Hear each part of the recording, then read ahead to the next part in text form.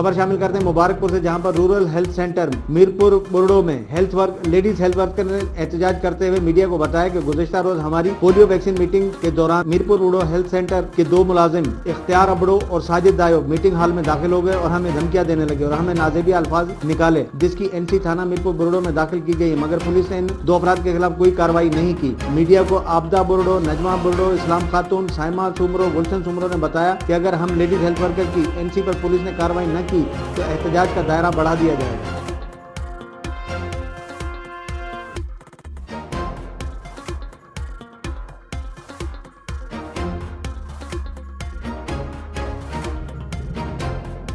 मजीद खबरों और अपडेट्स के लिए देखते रहिए हमारा YouTube चैनल HRJDO न्यूज़।